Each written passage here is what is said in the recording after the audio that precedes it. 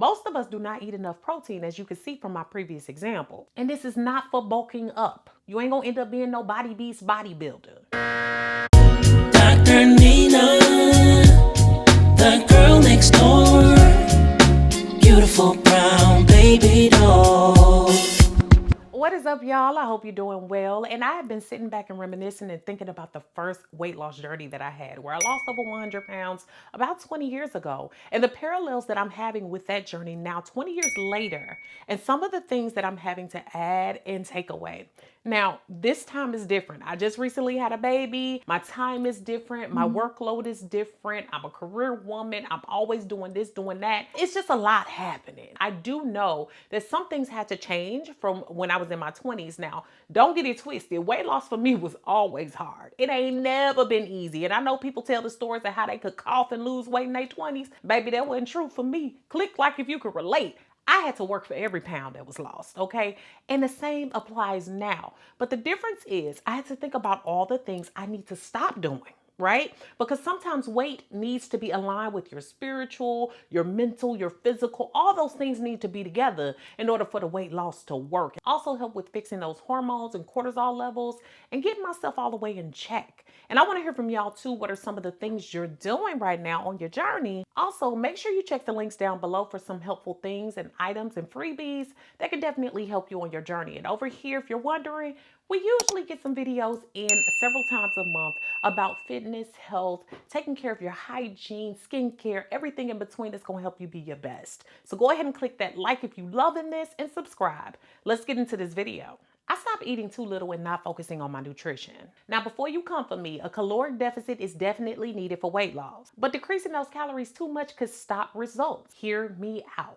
I've done some low-calorie dieting, and sure, it works for a while, but what it did in the end was slow my metabolism, leading to muscle loss and making it harder to lose weight. How many calories we need varies from person to person, and y'all, it takes trial and error. So for me, paying attention to those macros and focusing on my carbs, proteins, and fats was what was best. After my baby was born, I got a nutritionist to help with this, but in the past, I was broke 99 when I lost weight, so I had a few rules I stuck to. So class, let's break this down real quick. Y'all know I'm a professor. What are macros? They're carbohydrates, fats, and proteins. They're important for weight loss, affect your caloric intake, your hunger levels, your metabolic rate, and even your hormonal balance. The optimal level for macros and weight loss are generally carbohydrates at 40 to 50% of your daily calories, proteins at 25 to 35%, and fats at 20 to 30%. Now, I know you're looking at me crazy, like, who finna calculate all that? Oh, baby, you do not have to. I love the app Lose It. It makes it easy to enter your age, weight, height, gender, activity levels, body type, and even your weight loss goals. Other apps are MyFitnessPal and Chronometer. These kind of apps estimate your caloric needs and suggest those macro ratios that suit your needs, depending on what you want to do. To measure macros outside of digital means, I use some simple tools: a food scale, measuring cups and spoons, and nutrition labels. And I use all of this to adjust as needed. You can monitor your weight, body fat percentages, waist circumference, your energy levels, mood, hunger, and cravings. For example, if you're losing weight too fast or you're feeling too hungry, you might want to increase your carbs and calories. And if you're losing weight too slowly or feeling too sluggish, you might want to do the opposite. So here's a macros calculator, right? So let's say you're a female, 175 pounds. Let's say you're 5'5" and you're wanting to lose some weight. You do some light activities and you want to figure out what those numbers would be in order to give you good gains, or in this case, weight loss. So you can see the number pops up that gives you your daily caloric needs, an estimate on your carbs, proteins, and fats. This is the exact information we need in order to make good changes. These are the things that I manipulate and make sure that I check in with my nutritionist monthly for in order to make sure that I'm meeting my goals. So stop starving yourself, basically. I've been there, done that, don't work. So while we talking about macros, yes, I said talking about, I had to stop limiting my protein. Did you know that people that consume more protein consume less calories overall? And a high protein diet can benefit the body composition. Most of us do not eat enough protein, as you can see from my previous example. And this is not for bulking up. You ain't gonna end up being no body beast bodybuilder. It can help reduce your appetite, increase your fullness, increase your metabolic rate, and help to prevent that loss of muscle mass from exercise. In my main 3 meals and even my snacks, I make sure that it includes at least one quality high protein source. Notice I said quality. I go for those lean protein sources with good fats. My main sources of protein are turkey breast in ground or cutlet form, chicken breast, salmon, shrimp, tuna, Greek yogurt, and egg whites as well. Let me know if y'all want to see a new meal prep or what I eat in a day video. Now this one was big for me because a lot of time we associate exercise with doing something majorly great for ourselves. And while it is, we can over-exercise, so I had to stop doing that. I had to remind myself I do not need to be in beast mode all the time. And y'all know before pregnancy and during, your girl was still going hard, and I still do. But the reality is, y'all, it's all about balance. And this is where our hormones also come in. Excessive exercise is cute, but also unsustainable. What I found is that it not only increases stress levels in some situations, but it can impair production of hormones that regulate stress levels. And you know what can happen when stress comes in. It can lead to overeating, bad emotional health, which leads us to emotional eating. Now, I used to go really hard 7 days a week, y'all. But now I add in lifting and cardio 4 days a week and make my aim every day 10,000 steps at least. And on the days that I'm not lifting and getting in extra cardio, I just make sure that I reach at least those 10,000 steps. And look, if you got a little change to put aside, working with a trainer for a little while, even to just get an idea of what your body responds best to in terms of exercise, is worth it. From there, you can plan your own exercise goals and the things that will help you your best in your journey. Books like Fitness for Dummies also work well if you're building your own structure. That's what I did back in the day. And one thing that has truly helped me in this part of my journey now is the walking pad. And y'all, they're the sponsor of today's video. Won't you do it? I've been able to reach my goals so easily with the walking pad. It has an amazing foldable design, which makes it compact, easy to pull out, and easy to put away. It has a digital monitor and syncs with the KS Fit app on my phone. So while I'm working, I can see my workout stats, including time, speed, steps, and calories burned. It even has a multi-layer belt to increase comfort. It's definitely easier on my joints and my body. And this thing even has a mode to automatically control your speed. And if you don't necessarily want to fool with your phone, it even has a remote to help to control the console. I love that I can use it while watching my shows, just trying to get some extra steps in, or even during a meeting. It's durable, helps me get the job done, and also helps me to reach my goals. And when I'm done with it, I just fold it up and put it away. Now I know you're interested because this thing is amazing. So check out the walking pad at the links below and join me in this fitness challenge. Now through my own process and anytime that you're losing weight, it's possible to lose muscle mass. But we need that lean muscle, baby. It helps us look good. Like I said, it fixes that body composition.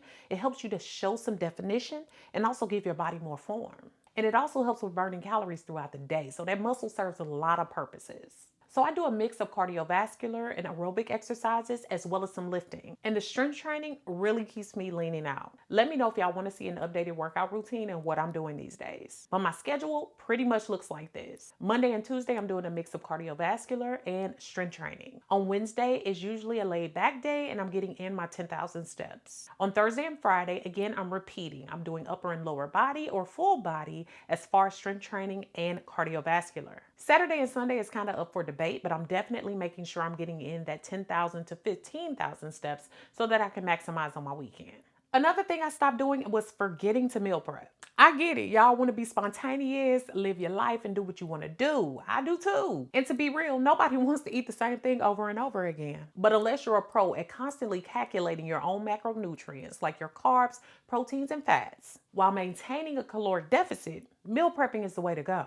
It helps me to build habits that make sense. I'm able to be on autopilot when I'm taking in and eating certain things without having to count every doggone thing that goes in my mouth. I take out all the guesswork. And also I do this because I'm lazy. Yep, I am. If I keep things pretty standard, I don't have to figure out some new exotic food and how much fat, calories, and sugar it has in it. I'll stick with my grilled chicken salad and be very clear every time. And yeah, I still have some fun sometimes, y'all. Taking a couple of hours 2 or 3 times a week to prepare meals helps you to take the guesswork out of your eating. And you don't always have to figure it out. Now, I told y'all if you live in Houston, my girl got you with the meal prep. I got her information linked below. This also helps me to stop being unsure about what I want to eat. I know what I'm going to eat. Also, during my lunch hour when I'm away from home, I don't have to give in to the fast food temptations because I know what I'm going to eat. I pack my lunch or my food that I've already prepped, and that's what's going. That's what I'm eating. And the way food prices are ridiculous right now, it's nice to be able to predict the bill that I'm going to have from groceries and meal prepping,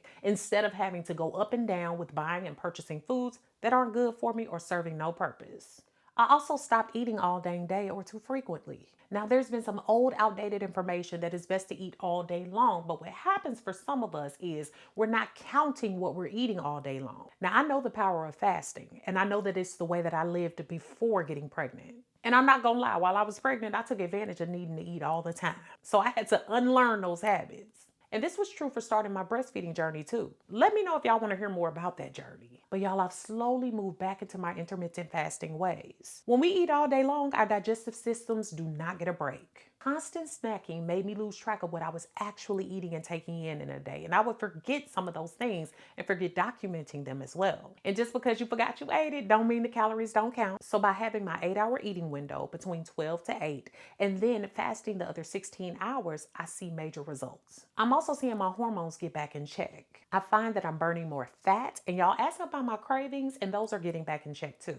I had to relearn to recognize true hunger and to only eat when I'm hungry. When I'm feeling snacky in between meals, I drink a whole bunch of water instead in order to satisfy my hunger.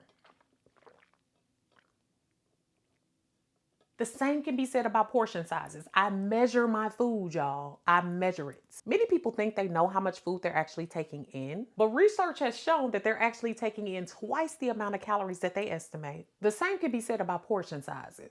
I document digitally, I read my nutrition levels, and I break out my little cheat food scale. And this can simply be done by paper and pencil or a food journal. And if y'all want a little easy freebie, check the links down below. Some of us do not count our drink, but here's a little trick. If you lazy about it just like me, then avoid drinking anything other than water, okay? Because then you won't have any beverages to calculate. Now this last one I think we all can relate, but being impatient with my body, I had to stop that. Being hard on myself through the weight loss process seems to do nothing but make the scale go up. Weight loss numbers fluctuate, okay? Every day you got something different that you've taken in that can make a difference in your scale numbers. So it can be very, very daunting and very discouraging if you're checking all the time. Baby, drink some water while you're on the scale and see how it changes. And realize that weight loss takes time. I've had to do that again. Instead of stressing out about why the scale went up by 3 pounds after weeks of progress, I focused on my spiritual journey and my mental weight loss as well. I had to again assess the people, places, and things in my life, and some of those things had to go. Mental weight loss is real. Gathering my mind and dealing with my thoughts and mental health have helped my body to get in line. People often lose a whole lot of weight and gain it right back. And that's mainly because we're dealing with mental baggage that leads right back to unhealthy eating habits. A temporary setback can be as simple as eliminating stress. And we know that's a common factor of weight gain. So y'all, I hope today's video has been beneficial and you learned a thing or two. What are some of the things you're going to stop doing that I talked about? And what are some of the things you've stopped altogether on your fitness journey or even your mental health journey? Because we know that the weight and baggage can come in multiple forms. Make sure that you like this video and subscribe, and also share this video with someone who can use it. Thanks so much for watching, y'all. Beautiful brown baby doll. Peace.